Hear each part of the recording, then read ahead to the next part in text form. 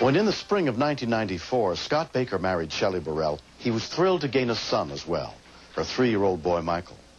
But on May 28th at Grand Lake in Grove, Oklahoma, Scott discovered how quickly the things we hold dear can be taken away.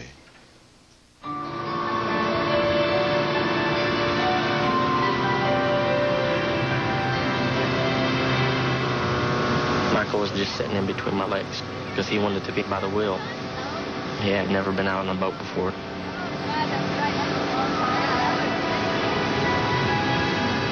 had the boat full throttle, and that's what he liked. He liked the speed. You know, he's faster, Daddy, faster. He was having a ball. Michael's mother, Shelley, and Scott's sister were also in the boat. We got almost to the end of the lake, and we turned around and started coming back. It was Memorial Day weekend, so there was a lot of boats out there. We was coming up on the bridge. I was looking back, just making sure there was no boats coming up. I never did see the boat that caused the wake.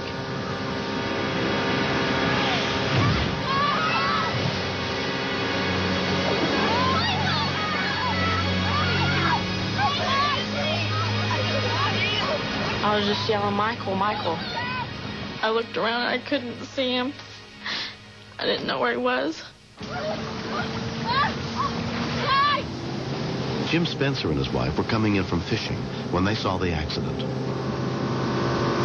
boat was going in a pretty good full circle at full throttle, and I was concerned about the boat coming back and running over somebody.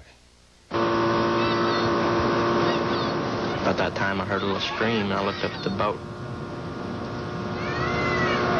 Michael was still in it. It was going fast. And I just thought for sure Michael was going to stand up, get thrown out. Bill Homewood also came over to help pull the family out of the water. Consequences of the motor coming across somebody in the water is devastating. It's just like sticking your hand in a meat grinder.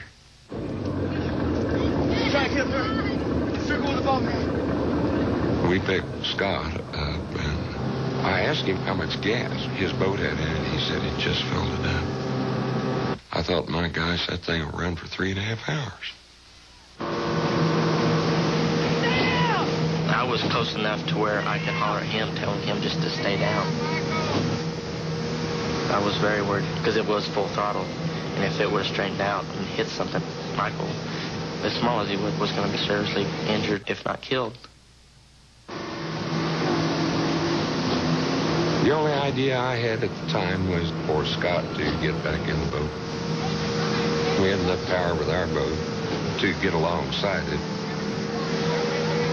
But because every time it would hit its own wake, it would skitter out again and make a tighter turn. It was difficult to estimate when to go in and try it. Watch your boat right here. Scott missed, and that was really scary for me because the boat prop couldn't have missed him more than a foot. You all right? I told him, don't try that again, but we'll figure out some other way to do this. From her lakeside home, Pat Seawright spotted the rescue efforts. There just didn't seem to be anything that any of the boats could do. That boat was just, it was just wild. I couldn't see how anything could save this child.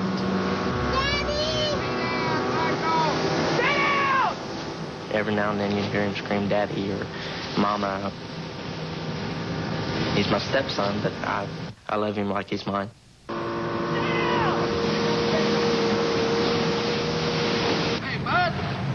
17-year-old Matt Reeves was working at the family business in the nearby marina. There's a runaway boat with a little kid in it. Go, let's let him away with it. Okay.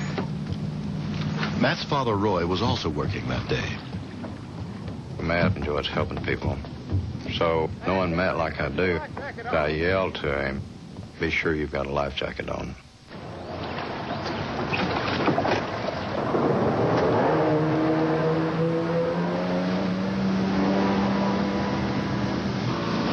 here comes this kid on a wave runner.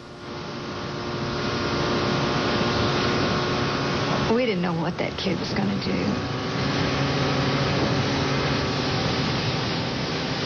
I seen Matt show up. And he came up and he asked me, would you mind if I tried to get into the boat? I said, if you can get in, well, I owe you, I owe you dearly.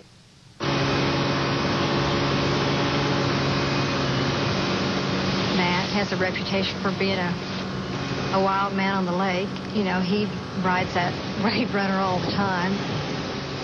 A young kid like that will do almost anything, so you're scared to death for him.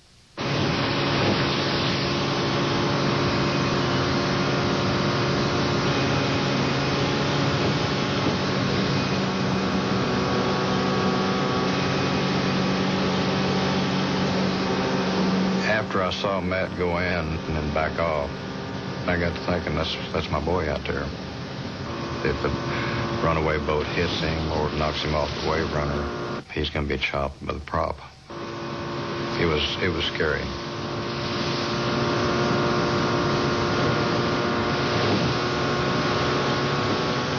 He circled a couple times, and then he turned around like he told himself, one shot's all I got, we're going to go for it.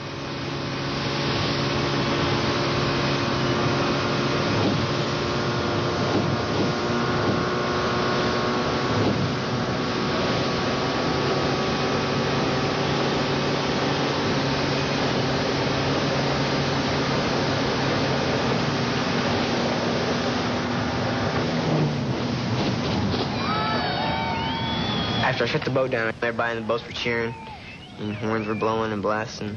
And Michael, he was shaking. I kind of realized what I did, and my nerves were kind of shaking, and I couldn't hardly pick him up.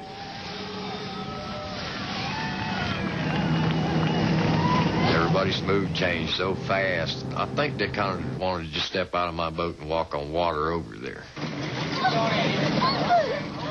I took Michael into my arms, and I was holding him real tight.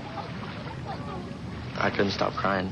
And I remember him telling me a couple times, it's okay, Daddy, I love you, Daddy. It made me realize how much I really did care for him.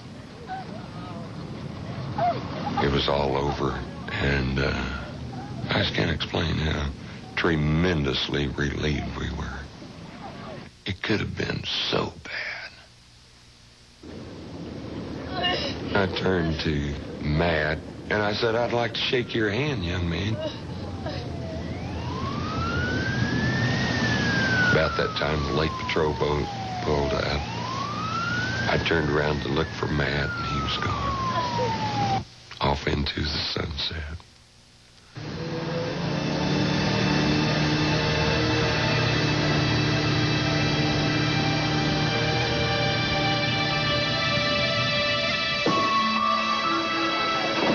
A month has passed since 3-year-old Michael's boating accident.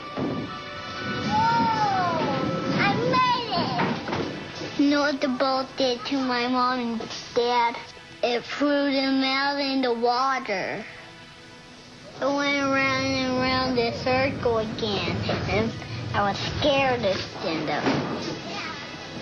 But Matt Reed got me out of that boat. He's the hero. Matt Reed is like Batman. I labeled myself as a hero. I guess I had to do what I had to do, or what anybody could do. I love the water. If I'm not around water, I'm not comfortable. Lake Patrol Officer Jim Allred investigated the incident. I was very surprised that in an accident of this type, there was no injury. The rider of a jet ski or a wave runner should not even consider doing anything similar to this. This is an extremely dangerous thing to attempt. Like I said, it was just, the Memorial Day weekend when we were camp. When I met him, he seemed so young. He seemed like a little kid. And then I was thinking what he did. He put himself in danger, and he didn't even think about it. I think Matt did something that will be remembered for a long time. Next. You have a puppy stuck where, ma'am? I kind of thought it was a joke at first. I noticed the tone of her voice. She was serious. We were like her last resort.